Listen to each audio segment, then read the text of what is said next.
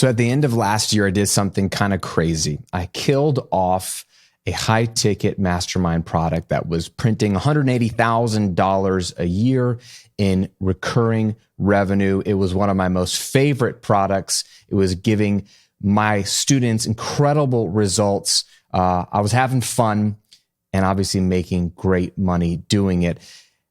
And yet I killed it. And so what I want to do in today's episode is walk you through why I killed that product, and then help you understand what is happening behind the scenes in making that type of decision. So this will be sort of a CEO mindset episode. And I've got 3 important lessons for you at the end of the episode that you have to understand that will apply to you as you start to engage your business for the first time and you start to think like a CEO for the first time, or once you become wildly successful and you have even bigger decisions to make. You need to know these 3 lessons so that you can make the right decision, not just an okay decision, but the right decision for you, your business, and your students. Let's discuss.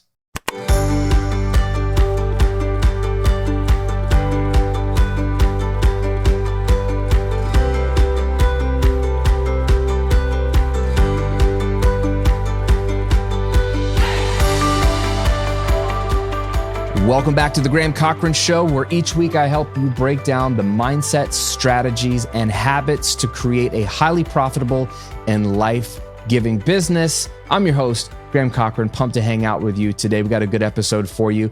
If you are new to online business, or if you are in the service-based business and you want to move from just serving clients, doing one-off work, trading your time for dollars, and add a passive income element to your business, or just build a passive income business entirely, then I want you to go through my passive income workshop. It's about a 45-minute on-demand video training that I give out to my students for free. It'll teach you the business model. There's 4 components to it. It'll walk you through those components. It'll give you a swipe copy, scripts, templates to use. I'll show you all the tools that I'm using that are both paid, low cost, and free, and help you figure out your profitable business idea, which is probably the most important thing, so you can go from zero to putting money in your pocket.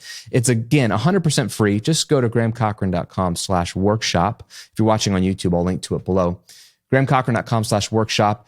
And after going through this video workshop, you'll know how to create your first $1,000 a month of passive income, even if you only have 30 minutes a day to work on it.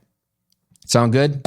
Jump on in, grahamcochran.com/workshop. Okay, so I'm glad to be having this conversation with you. Some of you also have been wondering, like, hey, where's the content been? I had a couple of weeks where I wasn't delivering some new content. I actually had some people worried about me, which is really sweet. It's actually kind of a win. Side note, meta win. If you're producing so much content every single week that you take off 3 or 4 weeks and people notice and they're concerned about your health and safety as if something's happened to you, I think that's a good sign, right? So it was very endearing to me. So if you were one of those ones that was concerned about me, I'm totally fine.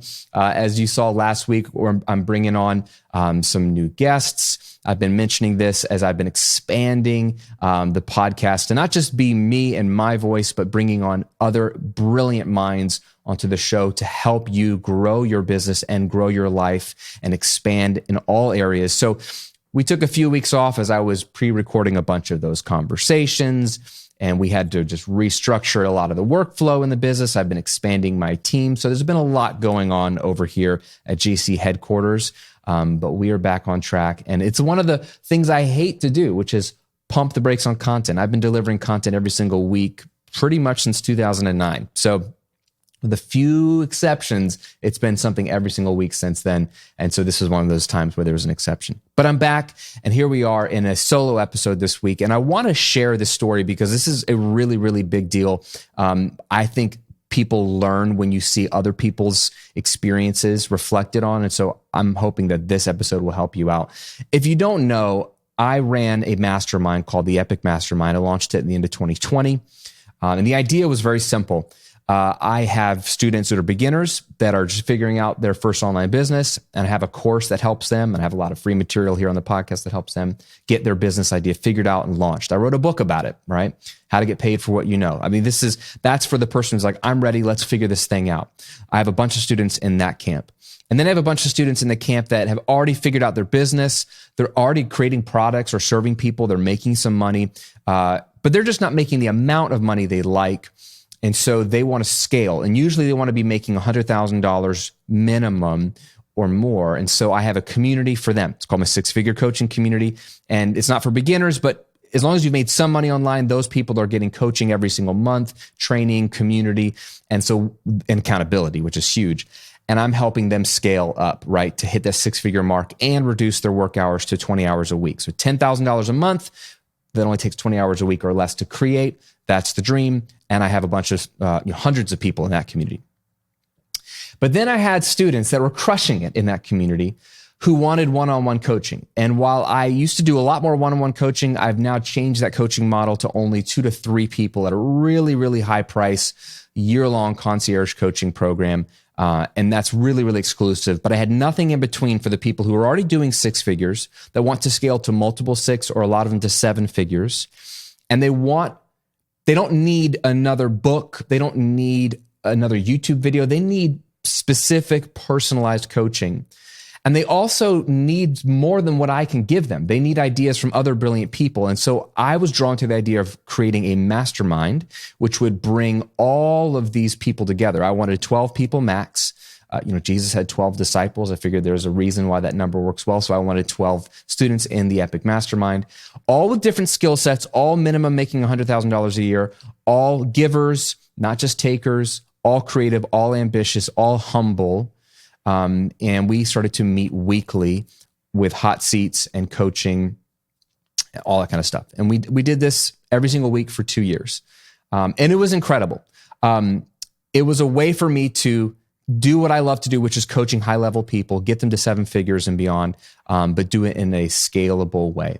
And just a few of the success stories of some of the success stories that just blow me away to give you an idea of like the kind of results these students were getting. And again, I helped facilitate, I curated the group, I was the coach, but they got the results.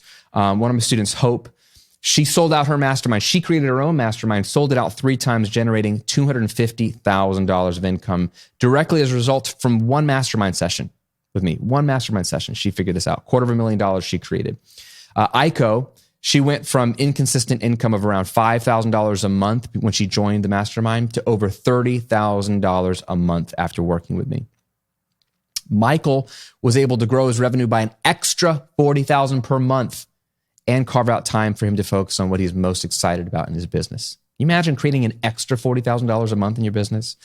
And then Cameron was able to automate 80% of his business and cut his working hours in half. I love this. He kept his income the same, automated 80% of it, cut his working hours in half. So he could do other things that he wanted to do. There's so many more success stories, but those are just some that come to mind.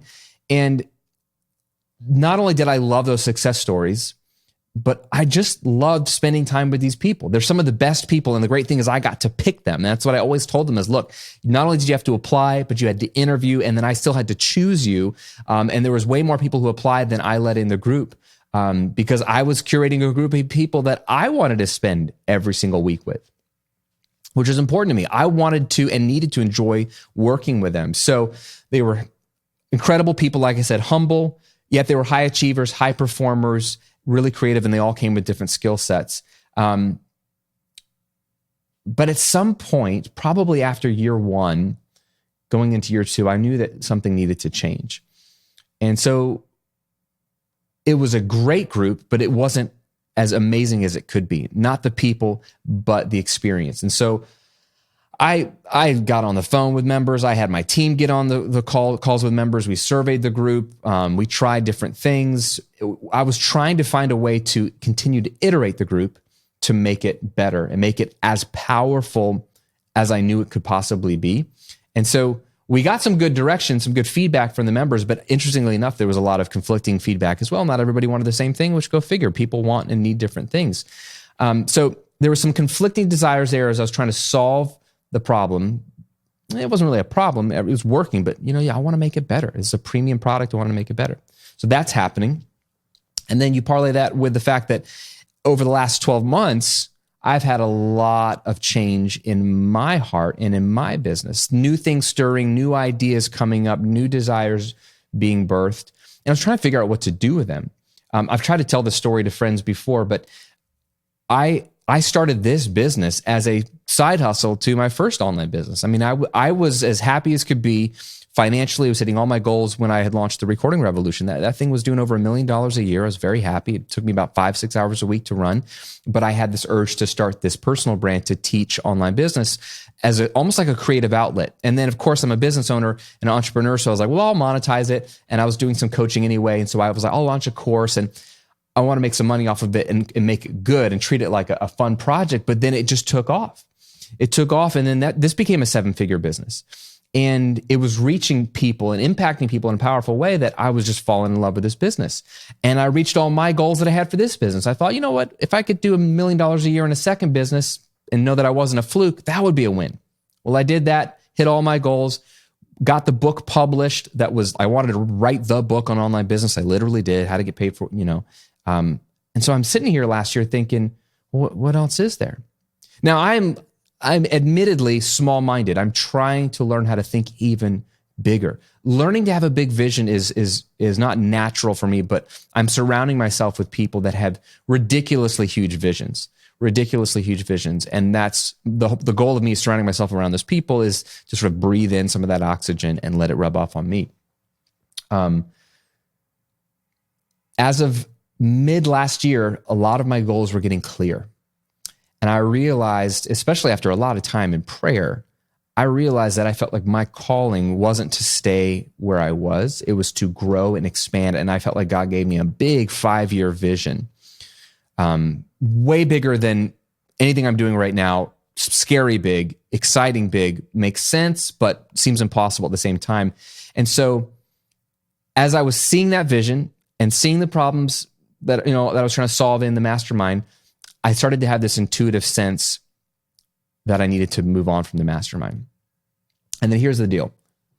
That all sounds nice. And this is the problem with telling stories in hindsight, is that it sounds very linear and very clean. But in reality, it's a lot messier than that. I had this intuitive sense probably 10 months before I shut it down that I think I need to shut this down. But I didn't act on it. I kind of ignored that intuition, that feeling, and I rationalized my way out of it. I said, that doesn't make sense. It's again, $180,000 a year recurring. And it's the most fun thing I do each week. I show up for 90 minutes and I hang out with really incredible people and I coach them and I listen to them. Some weeks I don't even have to speak because I don't have the expertise in the area that we're talking about, and let one of the other members speak. It's fun. So I'm like, it's fun. It's highly profitable. It only takes me, and this is the language I kept using, it only takes me 90 minutes a week to generate that kind of revenue. I rationalized it that I need a premium product. What else could I offer those students that have outgrown my course and my membership and they need more? So I had rationalized myself into staying in the group, and I was like, I'll just make it better. It'll work alongside my goals. It'll be fine. But eventually it made itself clear as I got to the end of last year that I needed to make a change. And as much as I was rationalizing how little time it took and how easy it was, there was mental space that this group was taking up in my mind, caring for those 12 individuals, wanting to show up fully every week and create a powerful coaching experience for them every week. And I knew that if I wanted to reach my goals, which involve 10xing, 10xing revenue, 100xing the impact, that as much as I love this group and as much as they love the group, and I had members in there from day one that had been with me for over 2 years, I couldn't continue to facilitate this group and reach my goals at the same time. It was taking up not just physical space in my calendar, but mental space. And so I I made the hard decision. And again, it was so hard because I was killing a good thing for an unknown thing. And so I want to talk about this.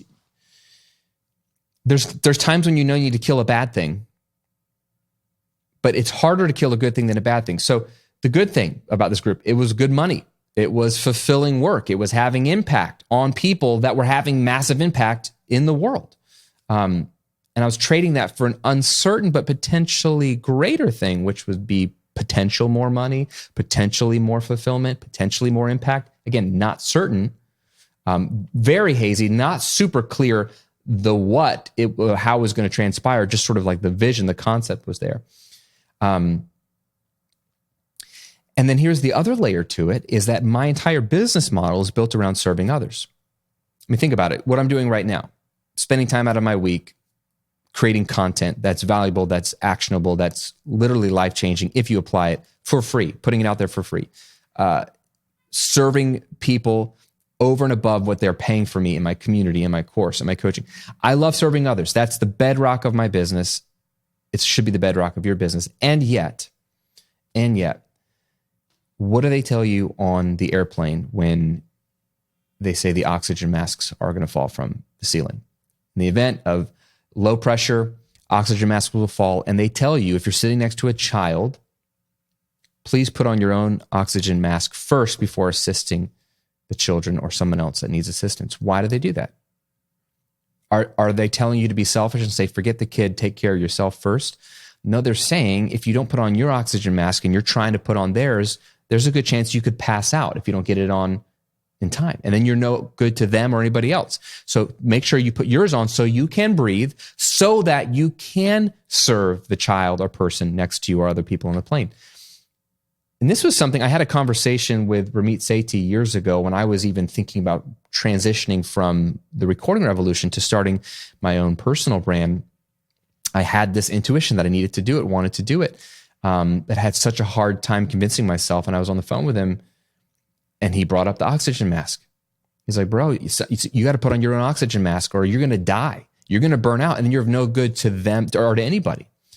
And so I've carried that advice with me throughout the years, anytime I've needed to make a big decision or a pivot. And it felt like this was one of those moments where, as much as I love serving people, in this moment, I think I have to put on my own oxygen mask, do the things that are life-giving to me that are going to serve my goals moving forward so that I can serve more people like them and actually have 100x impact, which is really, really hard to do because I love people, I love serving people.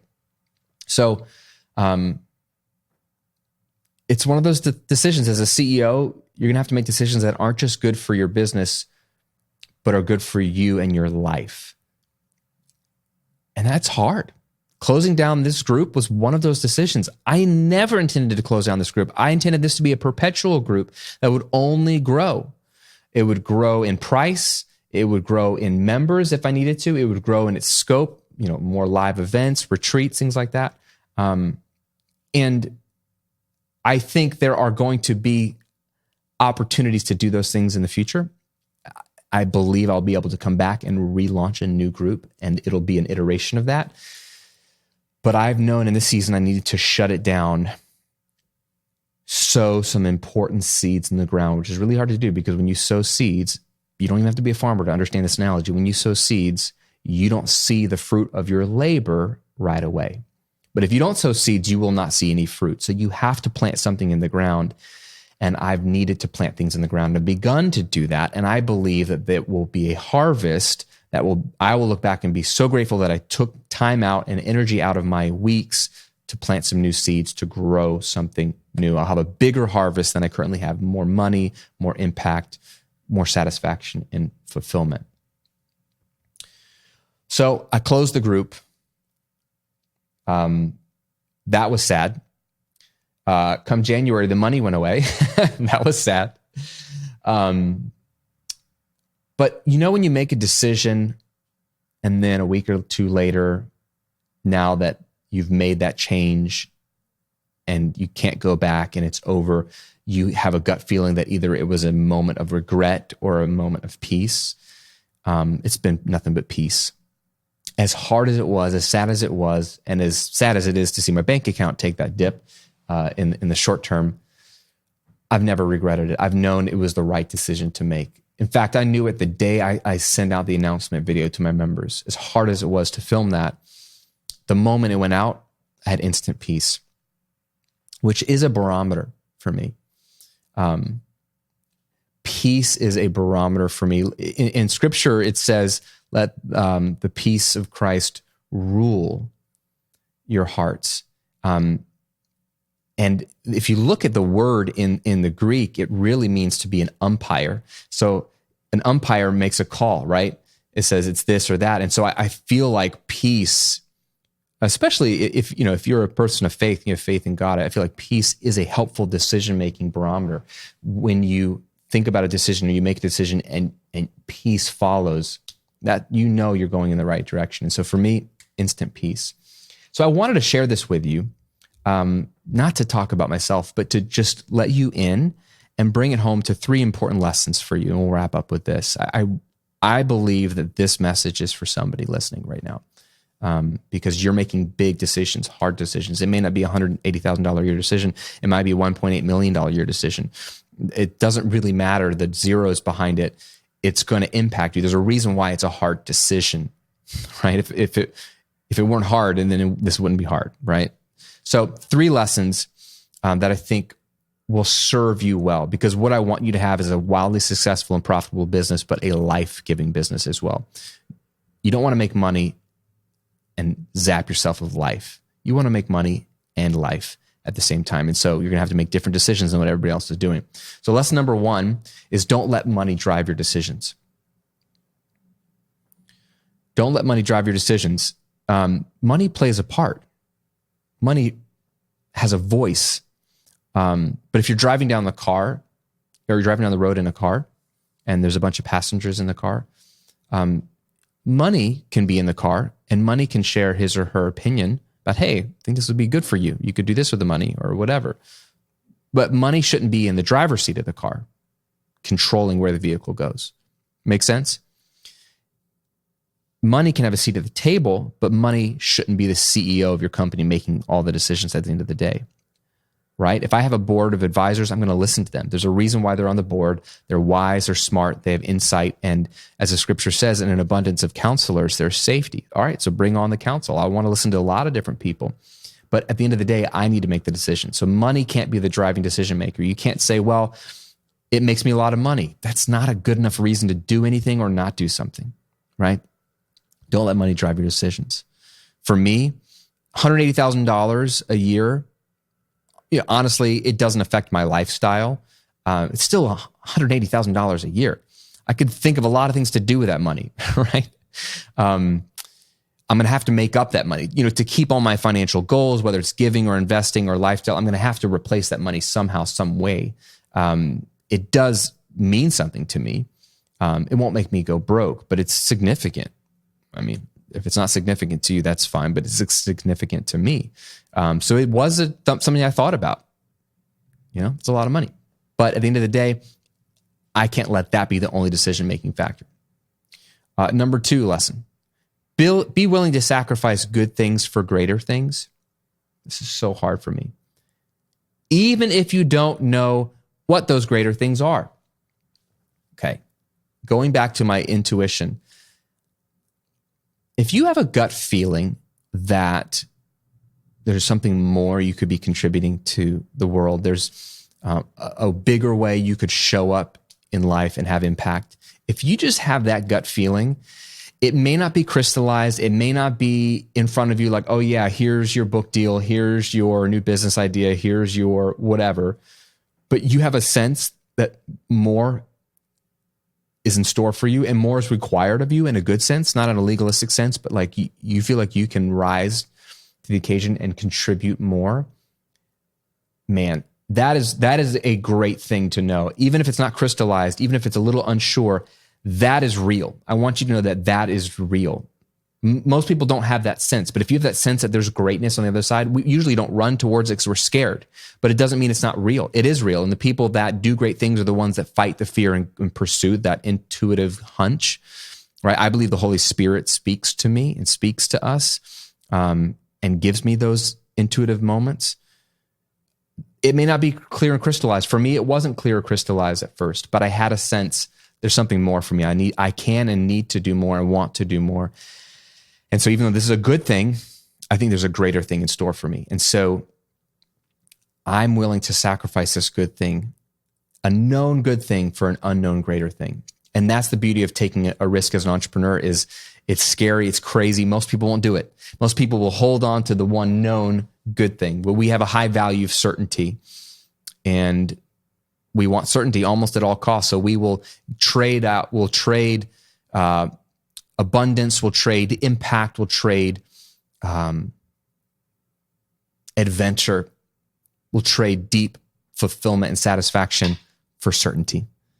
And man, that was a hard one for me, because I have a really good life, but I was willing to give up something certain for something uncertain that's still not fully realized, but I already see the fruit of my labor in progress. And that relates to the way I had to make this decision, and this might be relevant to you. And this is something that my coach, Rich Litvin, said, and I wrote it down because it really spoke to me, and it was exactly when I was going through this decision-making process. So maybe that's why my eyes were open to it. He says, space is where miracles happen. Space is where miracles happen. Do you have enough blank space in your calendar, in your mind, to create new things?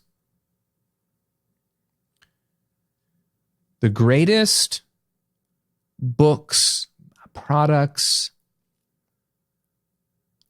keynote talks, life-changing inventions, ideas only come when there is space for them to grow. They don't come from very busy people who are running around like chickens with their heads cut off, filling every single moment of their day, every single day of their week, every single week of their year. And they also don't come from people who, even if they have lots of physical space in their calendar, aka me, they don't come to people like that if there's no white space in their minds, always thinking about business, always thinking about the thing they got to do, always thinking about this. If there's no blank space in your mind, you can't create anything new.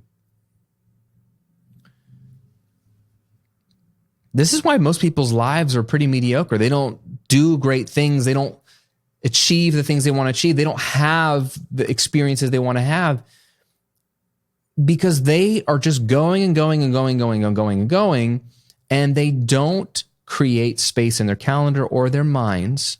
They don't practice stillness. They don't practice solitude. They don't practice rest or Sabbath. They don't take a walk without listening to something. They don't drive in their car without also watching a movie or listening to a bajillion podcasts. And I know I have a podcast, and maybe you're driving or walking listening to this. But if every moment of your day, if every red light in the car, you're back on your phone, like if every moment while you're at the gym, you're texting in between sets, if everything is multitasking, and if every moment of blank space in your mind and in your calendar is filled up, you're going to live a mediocre life. You're not going to create anything new. You're not going to create any miracles. Space is where miracles happen. And I knew that I needed to create not only physical space in my calendar every week by getting rid of that call, but the mental space of not needing to be responsible for these 12 incredible people, so that I can think. And literally my calendar this year has blocks of time where I just sit and think, or I walk and think. I just had a 2-hour walk today. I don't listen to anything. I don't talk to anybody. I just walk in silence. And ideas come. Ideas come. I write them down on my notes app, and I just keep moving. Ideas come. Random thoughts. A person pops in my mind. A thing I should pursue. And I'm at the beginning of this journey, but I know in 12 months, 24 months, 36 months, there is going to be physical manifestations of these ideas that I'm creating right now in this white space. It's going to be lots more money, a lot more impact, and a lot more fulfillment. But it's starting by me creating space right now to generate new ideas, to plant new things in the ground and watch those seeds grow. So, what about you? Where are you letting money drive your decisions in your business? What good thing or good things in your life or business do you need to sacrifice in order to do greater things? And where can you create more space in your calendar and in your mind so you can have your own miracles? If you're watching on YouTube, leave me a comment below and let me know which one of those lessons resonates with you. If you're listening to this podcast on Apple Podcasts, Spotify, wherever you consume these podcasts, take a second. Write it down. What's coming up for you? What is that thing? What's that decision that just instantly comes to mind? Oof. Makes you uncomfortable, makes you a little scared. What is it? Something's coming to mind for you. Take note of it. Don't let this moment pass. At least just take note of it. Come back to it later if you need to. So there you go, friend. I hope that was helpful. I hope opening up the curtain a little bit to my decisions as a CEO are insightful for you. I sure wish I had this kind of stuff when I was getting started to know how other people that are doing what I want to do think, how they process hard decisions. And I'll keep you in the loop. There are a lot of new things at play and a lot of new incredible plates spinning. I'm really excited about it. And you're a part of it. If you're listening to this, you're a part of it. And you're going to see the journey. So I'm going to continue to share as I go, share new insights. I'm going to continue to be an open book. And you'll see, you're going to see a lot of the new stuff coming. So thanks for your time today. Thanks for jumping on this episode with me. And if you need to take a next step and you want to build that passive income business, I should say, you should take the passive income workshop. It's free. It's about 45 minutes. The business model can change your life. Just check it out at grahamcochran.com/workshop or click the link below this video if you're watching on YouTube. And I will see you on another episode real soon.